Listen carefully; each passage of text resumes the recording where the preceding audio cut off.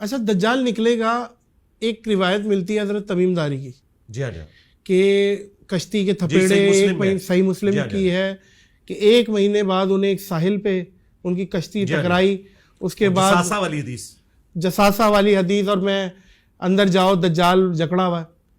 اچھا ایک بات بتائیں علی بھائی، آج کے دور میں 2023 میں موجود ہے، سیٹلائٹ کا دور ہے اور ترقیوں کا دور ہے، کون سا ایسا جزیرہ ہے جو کہ دنیا سے غائب ہے؟ کیا وہ جزوی طور پہ حضرت تمیم داری کو دکھا دی گئی تھی؟ اللہ نے پردہ رکھا ہوا ہے کہ قرب قیامت وہ پردہ ہٹے گا، یا جیسے ساحل ندیم صاحب بولتے ہیں کوئی پورٹل کھلے گا اور وہ پورٹل کے تھرو ظاہر ہے بھائی یاجوج ماجوج کہاں ہے؟ کہا جاتا ہے کہ کوئی زمین کا حصہ باقی نہیں رہے گا، اتنی لاشیں ہوں گی، تو وہ یاجوج ماجوج ایگزیکٹلی زمین پہ تو فزیکلی نظر نہیں آتے، تو یہ اس پہ آپ کی کیا مائنڈ سیٹ ہے؟ اس قسم کی قرآن و سنت کے ساتھ تباہ آزمائی کرنا ہم تو اسے جائز نہیں سمجھتے۔ صحیح، جتنا نالج ہمیں قرآن و سنت کی روشنی میں بتایا گیا ہے ہم اس کے بعد اس پہ کلام نہیں کریں گے، ہم لاجیکلی آپ کو بتاتے ہیں۔ یہ اللہ تعالیٰ نے قرآن پاک میں بھی یاجوج اور ماجوج کے بارے میں فرمایا کہ اللہ تعالیٰ جب چاہے گا انہیں کھول دے گا، جب تک اللہ تعالیٰ نے نہیں کھولا ان کو، چاہے وہ اس پلانٹ ارتھ پہ بھی ایگزسٹ کرتے ہوں، پردے میں رہیں گے، کسی فزیکل انسٹرومنٹ کے ذریعے آپ اسے ڈیٹیکٹ نہیں کر سکتے۔ اچھا اس کے میں آپ کہیں گے اس کا ثبوت، میں آپ کو ثبوت دیتا ہوں، مجھے بتائیں صحیح مسلم میں حدیث ہے کہ نبی علیہ السلام نے شب معراج بیت المقدس میں تمام انبیاء کی امامت فرمائی، باقی انبیاء تو برزخی طور پر آئے تھے، دنیا سے تو جا چکے تھے، ان کے بارے میں تو آپ کہہ سکتے ہیں کہ وہ فزیکل نہیں تھا بلکہ ایک برزخی معاملہ تھا، خواب بھی نہیں تھا لیکن برزخی معاملہ تھا۔ نبی علیہ السلام تو اس دنیا میں سے گئے تھے نا بیت المقدس میں، سمجھ گیا؟ اچھا اب ایک شہر کے اندر 1.25 لاکھ بندہ اکٹھا ہو جائے اور وہ وہاں تو حال چال مچ جانی چاہیے۔ یوروشلم میں تو چند سینکڑوں کی آبادی تھی، 1.25 لاکھ بندہ کہاں تھا؟ اس مسجد میں 1.25 لاکھ بندہ آ سکتا تھا؟ مجھے بتائیں، آج بھی نہیں آتا۔ ہاں یہ موڈ ہے، برزخی موڈ ہے۔ اچھا ٹھیک ہے، اب یہ اللہ تعالیٰ کے پردے ہیں، خدا کے لیے انہیں فزیکل ان پردوں سے نہ کریں۔ اگر وہ اس طرح کی چیزیں کسی کو دکھائی گئی ہیں نا، جس طرح کہ صحیح مسلم میں آتا ہے کہ ایک صحابی کہتے ہیں کہ میں سورۃ الکہف کی تلاوت کر رہا تھا تو ایک صاحبان بالکل میرے قریب آیا، میرا گھوڑا بھی بدک گیا۔ نبی علیہ السلام کو جب بتایا تو کہا کہ فرشتے تھے، ٹھیک ہے۔ اب اس وقت ان کو ایک دفعہ ایکسپیرینس ہوا، ورنہ ہر بندہ تو اس طرح فرشتے نہیں دیکھتا، ایسے تو نہیں ہو سکتا۔ اسی طریقے سے صحیح مسلم میں حدیث ہے، عمران بن حسین ایک صحابی تھے، وہ فرشتوں کا سلام سنا کرتے تھے، دیکھا انہوں نے بھی نہیں۔ تو یہ اللہ تعالیٰ اس طرح کے معاملات کرتا ہے، یہ جزوی معاملات ہیں۔ یہ نہیں آپ کہیں گے کہ میں قبر کے اندر کیمرہ لگا لوں تو مجھے جو ہے وہ منکر نکیر نظر آئے، ایسا نہیں ہوگا۔ وہ اس فزیکل ورلڈ سے تعلق نہیں رکھتی، یہ علم غیب سے متعلقہ چیزیں ہیں، اور علم غیب کا جو معاملہ ہے یہ نبی علیہ السلام کے بتانے پر ہم نے اس پہ عقیدہ رکھا ہے۔ اللہ تعالیٰ اپنے پیغمبروں کو علم غیب دیتا ہے اور وہ اس کی خبر امت تک پہنچاتے ہیں۔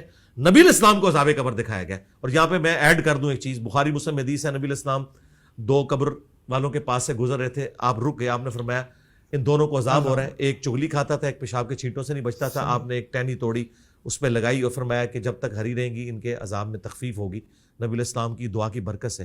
اب مجھے بتائیں صحابہ میں سے تو کسی کو نہیں نظر آیا، جو صحابہ نبی علیہ السلام کی صحبت میں رہتے تھے انہیں وہ عذاب قبر نظر نہیں آیا۔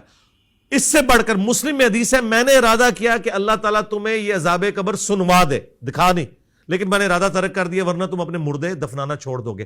یار اگر ابو بکر، عمر، عثمان و علی کو عذاب قبر حضور کے ساتھ رہتے ہوئے نظر نہ آئے، علم غیب کا تعلق صرف پیغمبر تک ہے۔ بے شک بے شک۔ اچھا یہ بتائیے گا کہ جب دجال آ گیا، یاجوج ماجوج آ گئے، ساری چیزیں، اس زمانے میں ٹیکنالوجی اٹھ چکی ہے، ٹیکنالوجی کسی بھی طریقے سے ختم ہوئی ہے، تباہ ہوئی ہے، جو اٹامک بمز ہیں، گنز ہیں، جو بھی عام سب ختم ہو گیا، واپس ہم تلواروں پہ آ جائیں گے، یہ روایتیں ملتی ہیں کہ واپس تلواروں پہ۔ دیکھیں احادیث کے الفاظ سے یوں لگتا ہے کہ جیسے ان کے ٹیکنالوجی ختم ہو جائے گی، جو ہے وہ آپ 7 سال تک مسلمان جلائیں گے، مے بی ایسا ہو، مے ناٹ بی۔ اگرچہ 2 ملک ایٹم بم مار دیں دنیا میں ٹیکنالوجی ختم، دیکھیں نہیں اتنی جلدی سیٹلائٹ ختم، یہ ختم، سرکار یہ باتیں وہ لوگ کرتے ہیں جنہیں سائنس کا علم نہیں ہے۔ جی جی ٹھیک ہے نا، اس طرح نہیں ہوتا کہ ایٹم بم سے دنیا ختم ہو جائے گی، اس کے لیے بہت زیادہ اٹامک بم چاہیے، چند ایٹم بم سے دنیا نہیں ختم ہوگی۔ اچھا اور جو لوگ کہتے ہیں ٹیکنالوجی ختم ہو جائے گی, یہ ان کی کیا اثر آئی ہے, may be may not be. اس کی وجہ یہ کہ آپ دیکھیں ہمارے پاس تو اس کے اپوزٹ دلائل بھی موجود ہیں.